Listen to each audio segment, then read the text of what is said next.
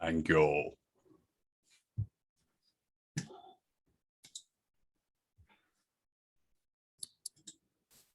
I'll just give it about 2 more minutes, so we'll go to 12:05 to see if we have anyone else join. Sure. Started? Sure. Okay, so thanks everybody for being here. We're here with Morgan Hastings, who is a game developer veteran of over 25 years, working at EA Redwood Shores, LucasArts, Papyrus, is that pronounced correctly? Papyrus Design Groups, and others as a 3D environment artist, character artist, and art director. He is also an illustrator and professional orchestral musician. So welcome, Morgan, and he has a presentation for us today on pop culture. And I'll let you take it away. All right. Thank you, Sarah. Sure. Yeah. So this is funny. It was, I have to say that like I was kind of accidentally roped into the talk by someone, but I love a challenge, and so I was like, okay, what could I talk about? It reminded me a little bit of how like way back when a friend of mine said, hey, I got you a little talk over at Chico State when I was living in Northern California to talk about environment design and creation for games. And I was like, I can't do that. I don't know anything about that. And I was like, oh, come on, give it a shot. And so like I wrote out an outline about it, and so like the outline got bigger and bigger and bigger. So it turned out it was a little bit of my imposter syndrome taking effect there. And it was only a talk for about 2 hours, and I was all worried about it. And looking back in like the 2 years that I've been teaching over at SUNY Canton, and how many sheer hours that I've just gone off about whatever, it's funny to me now that I was so worried about talking for 2 hours. So when it comes to like pop culture, I'm going to incorporate a bunch of different stuff in it, particularly because like I mentioned that it's a huge topic. I probably won't do it justice, but I do hope that people find it informative. And I think that it kind of relates a little bit to quantum mechanics, in that my favorite physicist, Richard Feynman, said, if you think you understand quantum mechanics, you don't understand quantum mechanics. So I would never be so presumptuous to say that I totally understand pop culture.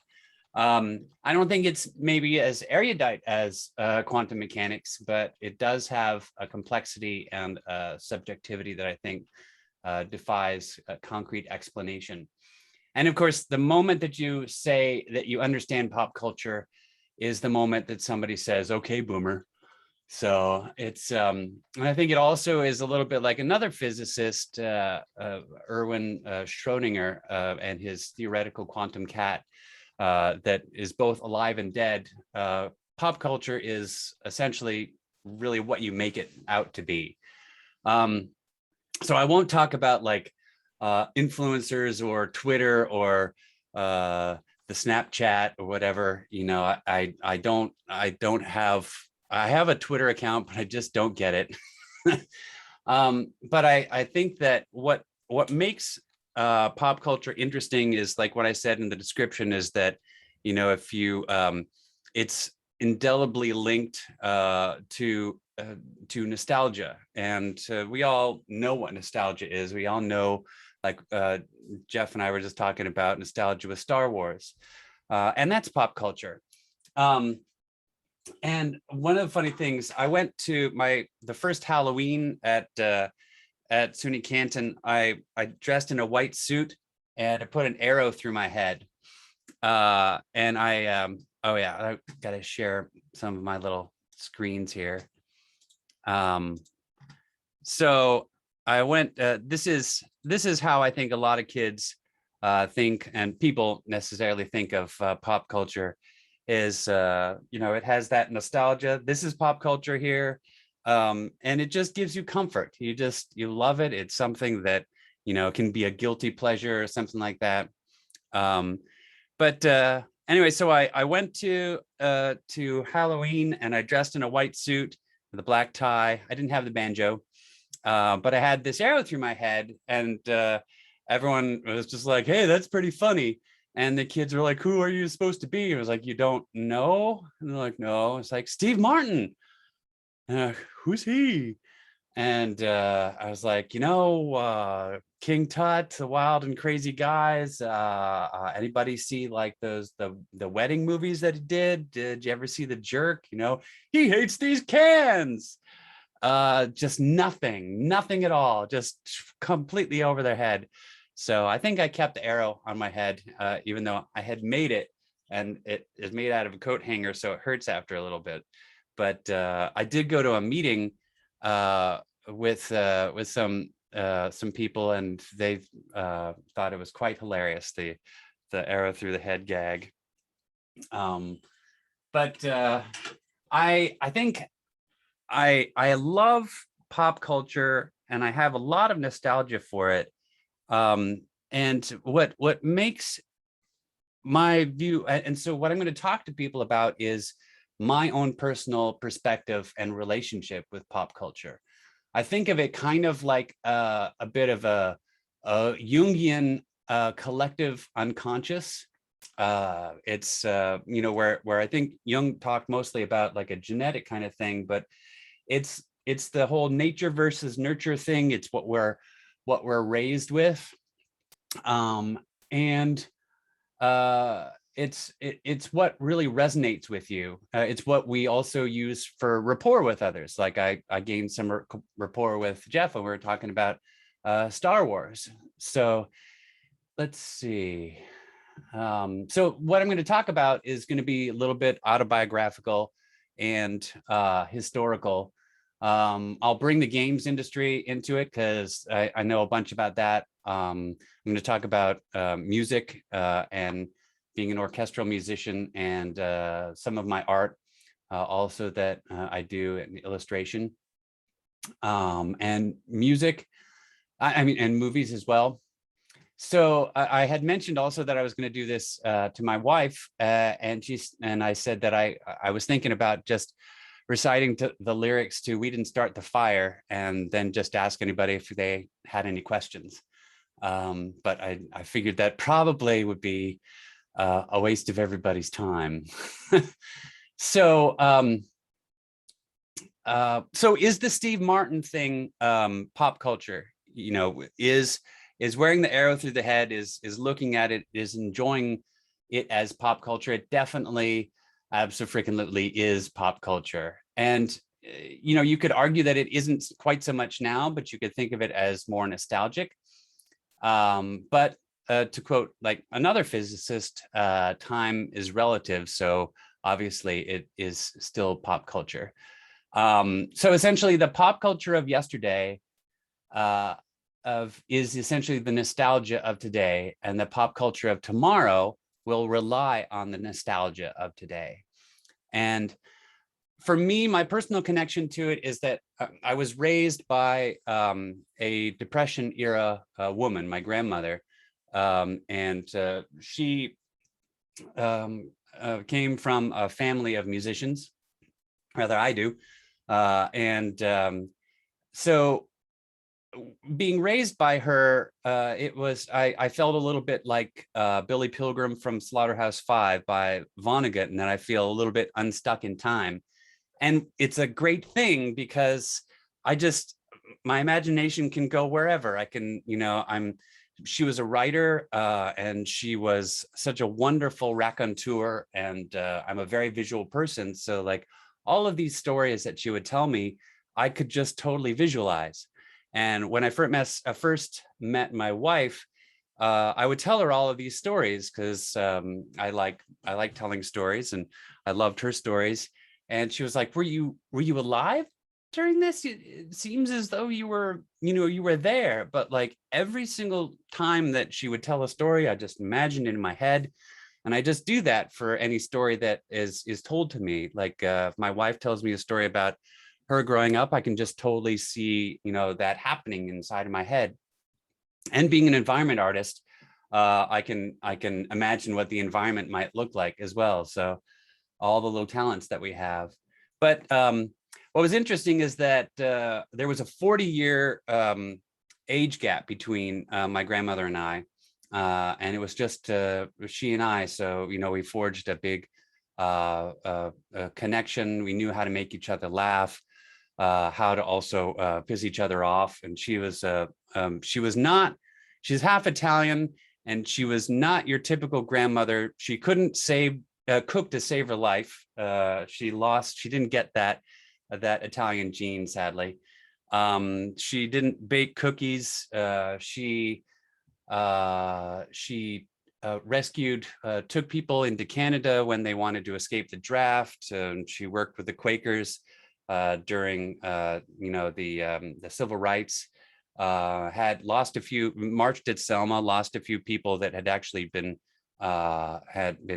killed during that whole time. So she had a lot of really interesting stories. And what's funny is that, that's grandmother to grandson. And I have a 13-month-old child now. And I'm 51. So there's a 50-year age gap, and that's, apparent. So I'm really excited to be able to give this dilemma to my son of also being somewhat of an anachronism. So I want to show a little bit more of this this weird age gap that we've had in my family. I do come from a family of musicians. And we have here my great grandmother was a renowned saxophone teacher and performer, and she had all-girl saxophone bands. Here's this is my grandmother here, and my great aunt. They were brought down whenever a company would come over. They would come down, and then they would entertain the people that were there with their musical abilities.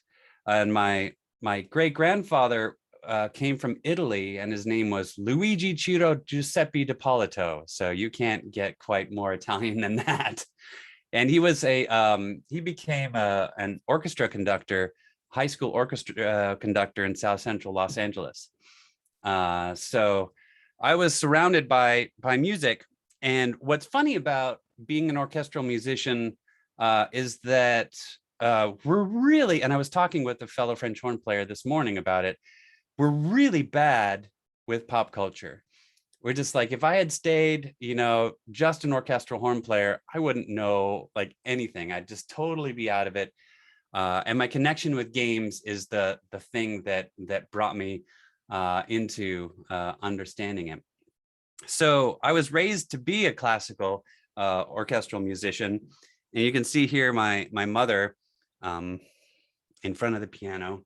And then you can see me over here in 72, also in front of the piano. And you can see my son Rowan here, probably about 3 months, also in front of the piano.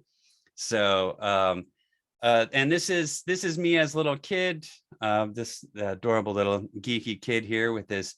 This is an 18th century reproduction, or a reproduction of an 18th century hand horn, which is for like Renaissance music.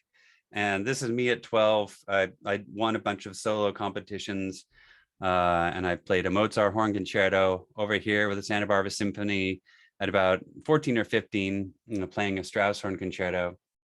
And I eventually went on to go to New England Conservatory at 16, and then switched over to Eastman, which is a school on par with Juilliard. And I ended up like being conducted by Leonard Bernstein at Tanglewood, and Seiji Ozawa did a joint concert with the Boston Symphony and conducted by Seiji Ozawa. So I was a little bit of a prodigious musician.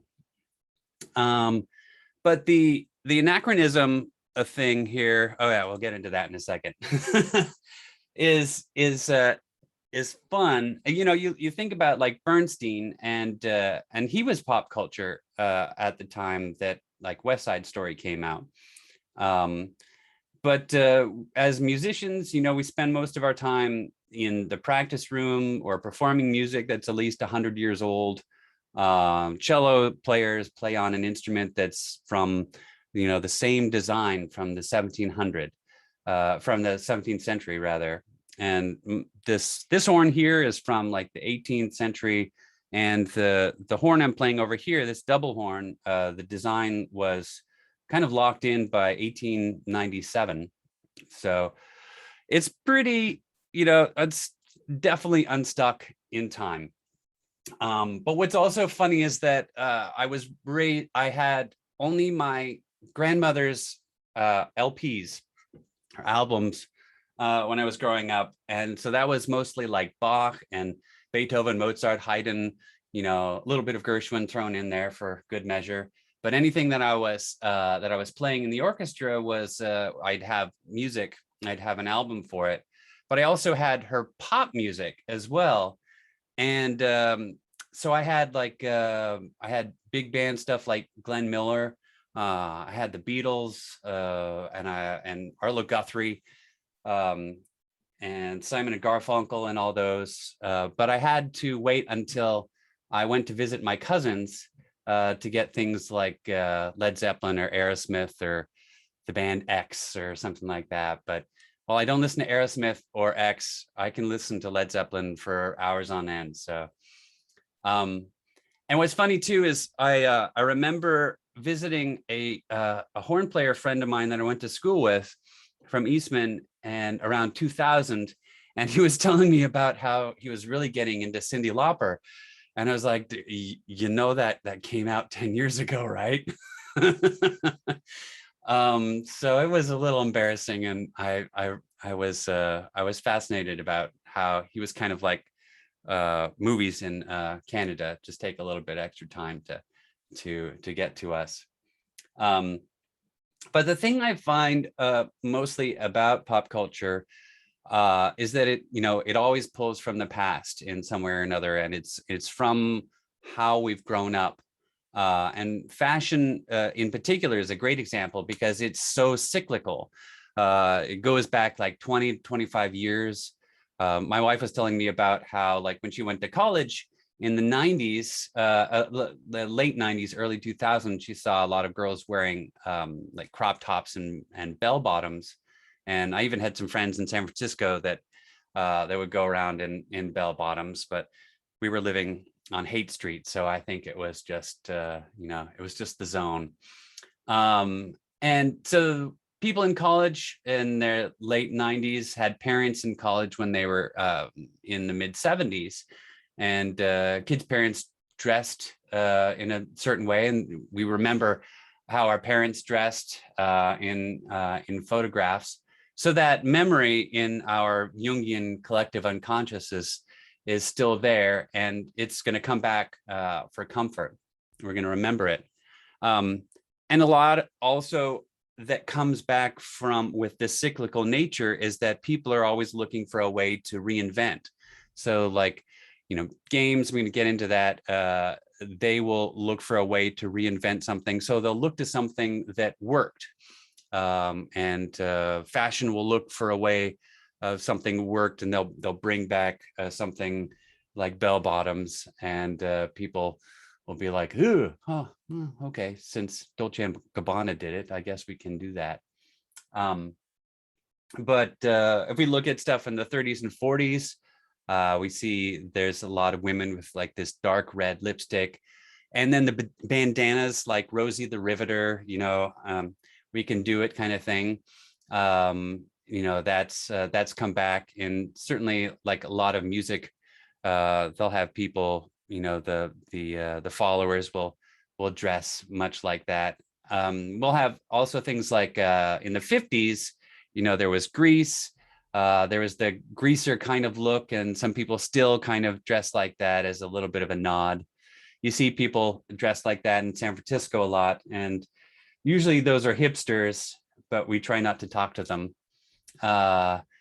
Then if you look at like Zooey Deschanel, you know, she brought back the high-waisted jeans, and everyone was doing like, you know, the real low-cut jeans, and she brought that back. And now a lot of kids are doing that, and they're, you know, some can wear it well, some can't. You never know. I mean, I think it's great. It's kind of like Zoolander, you know, when Hansel says, you know, I really admire Sting. I mean, I don't listen to his music, but I really admire that he's actually making it. You know, you think about also what's going to happen in like about the 90s. You know, what are people going to do when, you know, this cyclical nature comes back, and you know, people start dressing like that? They'll probably dress like Kurt Cobain or Eddie Vedder from, you know, Pearl Jam, with ripped jeans, tank tops, flannel, long sleeve shirts tied around their waist and things. The music of that time sounded kind of like how they looked. They thought they understood everything, and they were severely depressed by it all. But we can look back and we can chuckle to ourselves superiorly. Then we also think about stuff like Louis XIV. He made wearing high heels popular for men. It came back in the 70s, and platform shoes and things. And being in San Francisco for like 10 years, and having some friends that were eccentric. I remember I got some shoes from a girlfriend that were high heels. So I had some fun going around in high heels, and people would look at me kind of funny. I even had this gorilla jacket that was it was big and fuzzy, and I had it because I thought it looked like Tyler Durden from Fight Club. So that was and I loved it. Guys would come up to me and they'd be like, "How can you wear something like that?"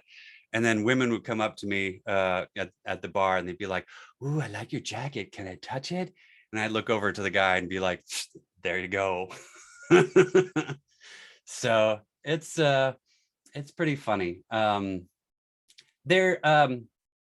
So television is a huge purveyor of pop culture, and I certainly had a lot of television watching. I think that it's a little bit dead now. Dare I say that? Maybe it'll come back in 25 years. But I watched a whole lot of television. I didn't have a color television until I got into college. But I watched shows like Hogan's Heroes, and you know, I Dream of Jeannie, and Twilight Zone, and Star Trek, and but what's interesting is I wonder if anyone here has ever watched like the show Daria. I never watched. Yeah, exactly. Awesome. So I didn't watch it. I appreciate that people watched it, but the hilarious thing about it, I actually bring this up in my game design class about this episode. There was an episode where Daria it has to babysit these two very straight-laced kids, and so their parents are, you know, the kids are real goody two-shoes and everything, and so Daria has to put them to bed, and she's talking to them, and so she says to them, she says, "If your mother says something to you, would you believe it?" And the kids are like, "Oh yeah, we love our mom, we love mother." And then she says, "Well, what if your dad says something to you? Would you believe that also?" And they're like, "Oh yes, we love dad, we love father." And so then she says, "Well, what if the answers are completely the opposite? Whom would you believe?" And the kids just stare at her, and a moment goes by, and then they burst into tears. And I said, I tell the kids in game 110, I said, that is the birthplace of critical thinking, is these two people that you respect are saying completely the opposite. So you can't be loyal to both. You have to figure out which one resonates, or do neither of them resonate. So what I'm getting at with this is that pop culture it teaches us things as well, and we learn from it, and that gets into our subconscious. So it's vital. It can teach ethics and friendship. We can learn artistry from it. It's a fun playground of the mind when you can have a lot of pop culture that can that you can learn from. So here's another slide. Here we are. So I also have another interesting connection, or at least I think it is that my grandfather on my father's side wrote for the original series of Star Trek, and he wrote the Corbomite maneuver and This Side of Paradise. And the Corbomite maneuver, it had the kid Ron Howard's brother Clint, the funny looking one, and it was. He also wrote. It was the one where I don't know if anyone's ever seen it, but he's like, but first the Tranya, and he's like really short, and he has an adult voice, and he also wrote some.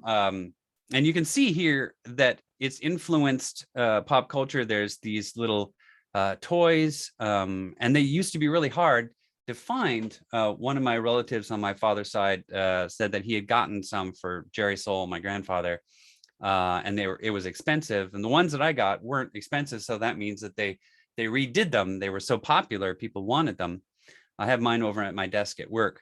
And you can see here one of the slides from Futurama. They were making a reference to my grandfather's episode. So there, and again, we have this thing where pop culture, now a little nostalgic, was imitating the nostalgia. And we have Clint, who is constantly reliving his biggest role, imitating himself. My grandfather also wrote some Twilight Zone episodes, and it gave a lot of people nightmares. It was the Talking Tina, or Talkie Tina, some people call it. And what's funny about this episode is that well, the doll. I'll let this thing speak for itself. Number 6, living doll. Can everyone hear that? I don't think I like you. The Talkie Tina doll has a sweet face with a sweet catchphrase. Nothing for a child like little Christy to fear. Talkie Tina, however, certainly scares stepfather Eric straighter and makes playtime a fatal affair when she starts to pop up in all the wrong places. My name is Talkie Tina. And you better be nice to me. No. Guess who, fat boy? March, look! The doll's trying to kill me and the toaster's been laughing at me. Ew, dog water. The doll is trying to kill my husband. Yes, I'll hold.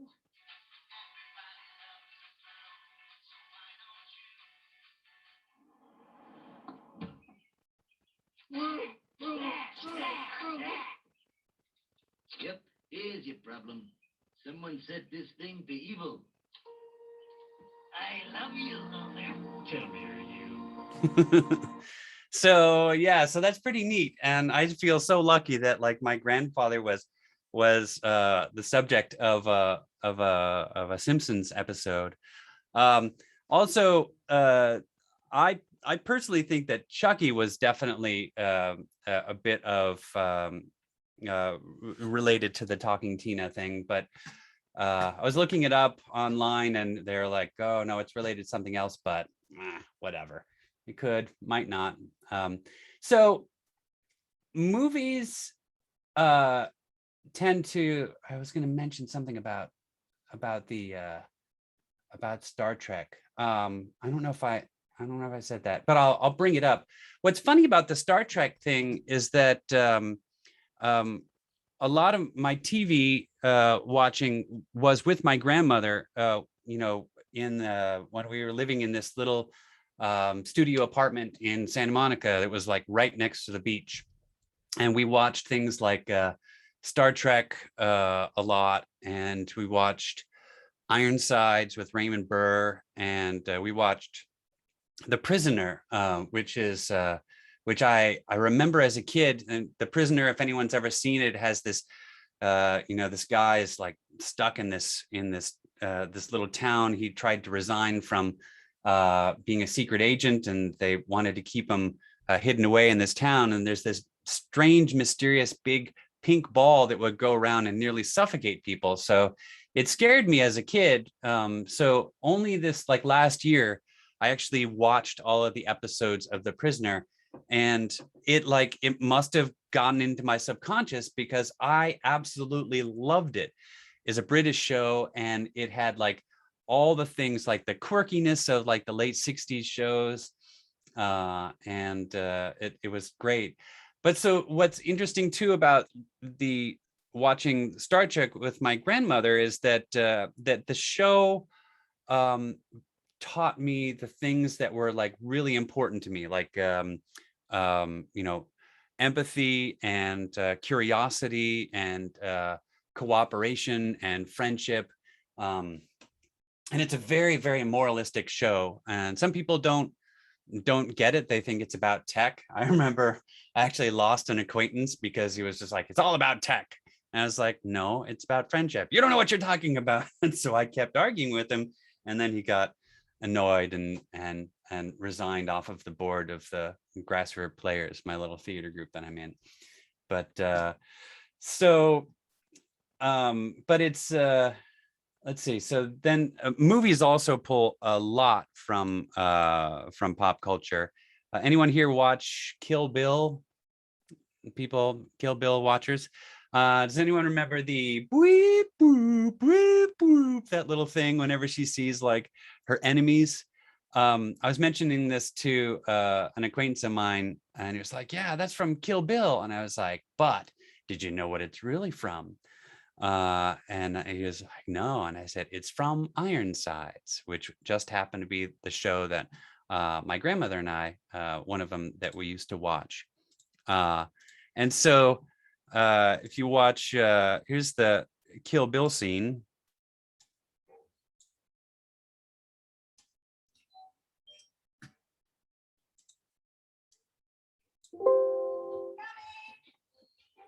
Sarah, I cannot believe you are early. Oh.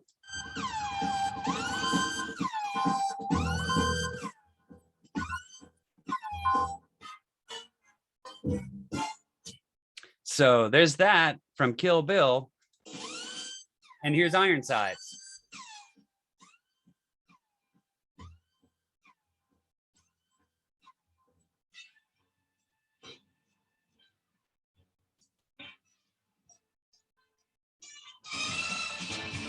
So what's funny about it is just like, I have a very visual memory, and that intro is indelibly etched into my head. And I totally remember watching that, and it was a lot of fun. So I can just look in my head, and there it is. So the other thing before I start talking about games, I see we're at 39, is there's a movie scene that I've mentioned to a lot of people, and it's from Northern Exposure. Has anyone ever seen Northern Exposure here? Nobody? Nobody? Okay.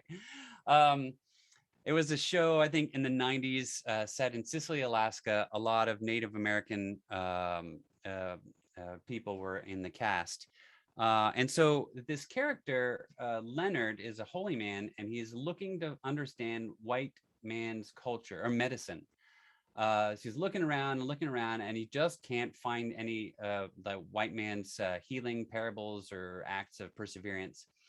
All he gets is stories of like Paul Bunyan, Pecos Bill, and campfire horror stories. But he walks in on a kid named Ed Chigliak while he's watching Citizen Kane. And the scene to me describes what I think of pop culture and the nostalgia of yesterday, and how it can influence the society of tomorrow without even knowing it, with the whole Jungian collective unconscious. 3 hours and 50 minutes late, but we did it. Tired? Tough day. A wasted day. Wasted? You only made the paper over 4 times tonight, that's all. I've changed the front page a little, Mr. Bernstein. That's not enough.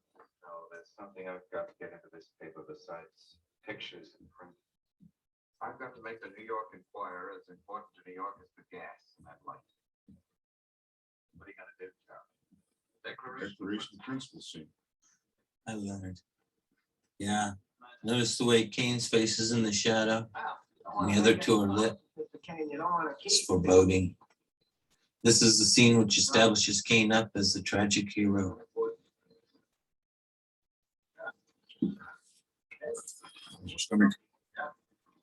It's okay, better. See how Kane smiles here? He realizes this may come back to haunt him. I will also provide. That's the second set that you've started with. People are going to know who's responsible. Are they going to get the truth in the Enquirer quickly and simply and entertainingly, and no special interests are going to be allowed to interfere with it? You've seen this a number of times. Oh yeah, sure. You want to see it again? Why? Well, just look at it. It's a great story. It's beautiful, fearless. You know that quote in the beginning where Kane says, it might be fun to run a newspaper? Well, I think that's the way Orson Welles approached this. It might be fun to make a movie. He didn't know what he was doing, and yet he did something that was perfect. Makes you think about what's possible. I have that, Charlie. I'm going to print it. Solly! Yes, Mr. Kane's editorial, Solly. I want you to run for Pong. Maybe this is it. What? Wait, medicine. Movies. You say Solly, it's magic. when you're through with that, I'd like to have it back. Seems to have cured you. Well, my stomach feels better. But before long, the movie will be over, Thanks, Solly. and I still won't know what to do with my life. I'd like to keep that particular piece of paper myself. I have a hunch. Might turn out to be something pretty important. So there it is. I love that scene. It's so lovely. So yeah, so that's I think it's a really fascinating idea of pop culture and kind of like the healing effects of it, and that that's our collective unconscious. So getting into games for pop culture, there is a lot of people don't realize that it was actually Space War from 1961 that was the first video game. And we all know like just how much games have influenced us. I mean, we like SUNY Canton has a games division, and I never had that luxury when I was starting in games. I just had to learn pretty much on the job. But these gigantic machines, this is the DEC PDP-1, and I don't believe it. I don't think it had any semiconductors in it because they weren't around. I think transistors were around, but all the stuff is pretty early. It had to be developed on the off time of the computer because it was doing important calculations. And of course, on the off time of the people that were making it. And you can see we have some very happy gamers over here. I've had some students in my intro to game design class play the JavaScript version of it. And they're like, this is horrible. This is a terrible game, super slow. And yeah, but they were easily amused back in those days. So it's understandable. But then after that, of course, came Pong. And Pong was a fascinating thing. It was actually an exercise, a technical exercise by this guy, Alcorn and Bushnell. And it was, he put it together as a prototype and put it into a bar that had a bunch of pinball machines, and had a relatively good first night, and then people went back and went to drinking. And the guy went off and did on a business trip, but he was called by the bar owner saying that the machine wasn't working anymore.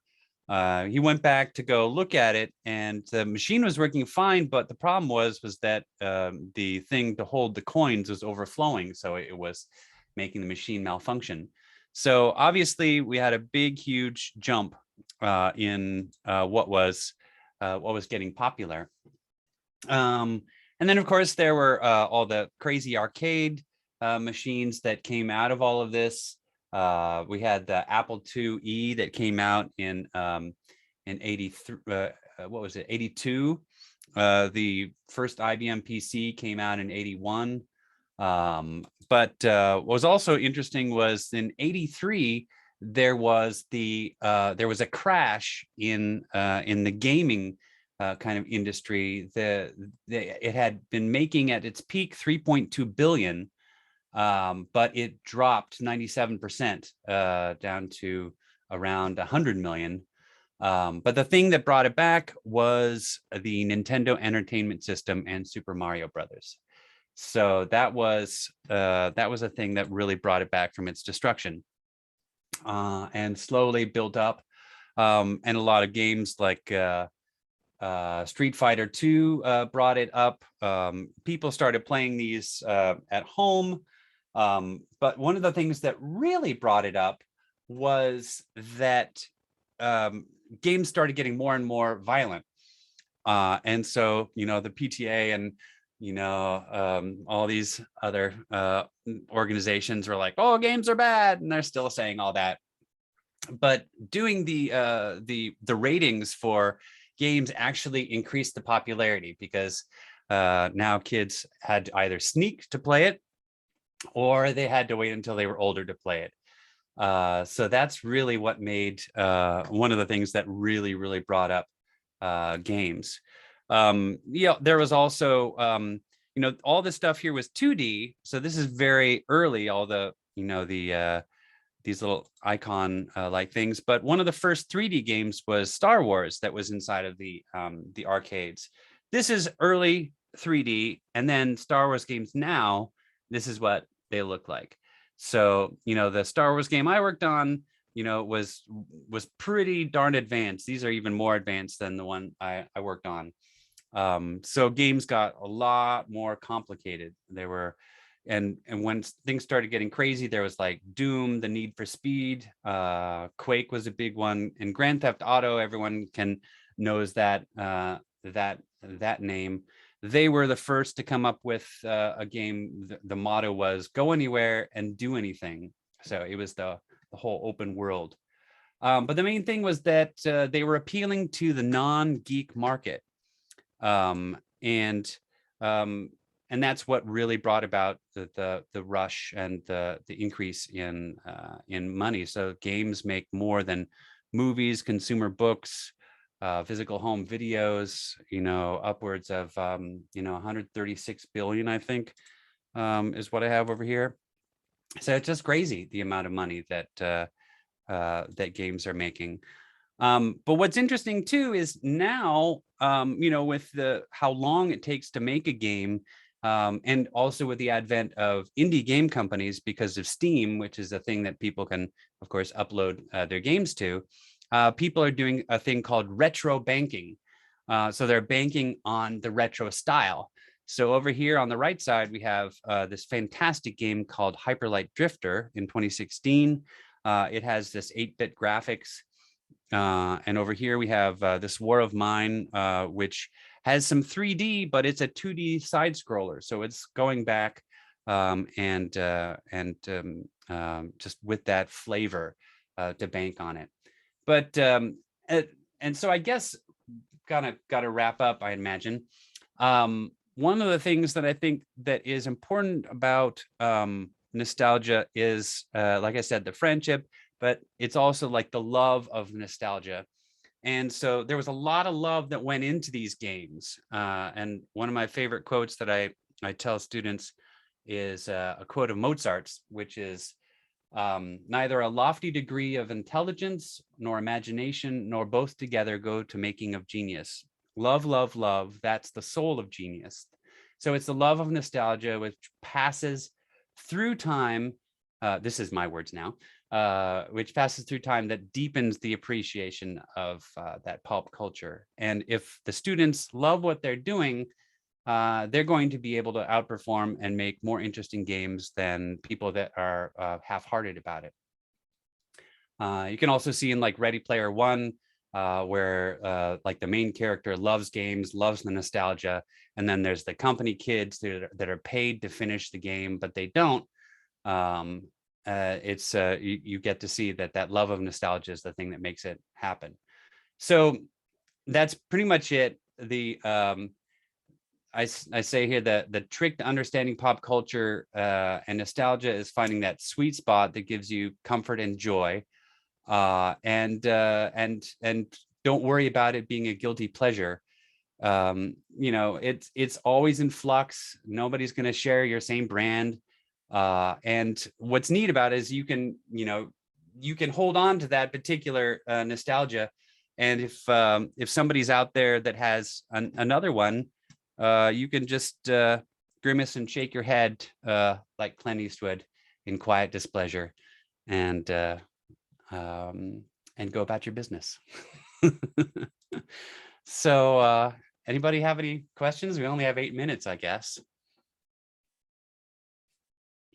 about games or music or nostalgia or pop culture.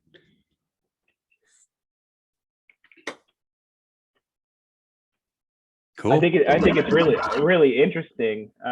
Everything you've spoken about and the cyclical nature, just from me being in high school in the early 2000s to college, and now I've seen with folks my age going from the 60s, 70s, 80s, and now we're into the 90s with fashion, and it's awesome. So you see the grunge look with the 90s? Are you seeing any like oh yeah, well, yeah, wannabes? definitely. Yeah, it's funny. Like I am inflicting like I said, the nostalgia on my 1-year-old son. Like I've been actually watching Hogan's Heroes for like the last 10 years in order to go to sleep. I have like a little thing underneath my pillow, the digital recorder, and I've seen all 168 episodes. I don't know how many times, but sometimes I put it on for my dogs when I leave. And so like Rowan, my son, is just like, anytime that theme song goes on, he's just like, he just loves it. But I have to make sure that he knows Nazis are bad because it's a funny show. But yeah. Cool. Well, thank you everyone for listening to my rambling. I hope it made some coherent sense. I was glad to entertain people for a little bit. Any other thoughts, questions, conundrums? I just wanted to thank you, Morgan. It was a really good time. I don't know if I had really ever put that much thought into how much, my own nostalgic tastes connect me with other people in that way. And so Yeah. just you presenting, I'm like, oh yes, I know Daria. I saw that. My daughter's wearing jeans from the 90s and she thinks they're vintage. Oh, so embarrassing. So it's very cool. Thank you so much. You're very welcome. Thank you for letting me speak. I guess if there's no other questions, then we'll be done. Matt, Burnett, do you have any questions? Are you there, or did you check out? He's working on his canoe. Oh, there you go. Cool. Well, I guess that's all she wrote. To quote, nostalgic show. So. Indeed. Cool. Well, thank you, everybody. And I guess I'll chat with you all later and see you around town. Yes. Thanks, Morgan. Take care. Bye-bye. Morgan, take care. Have a great weekend. You too. Bye.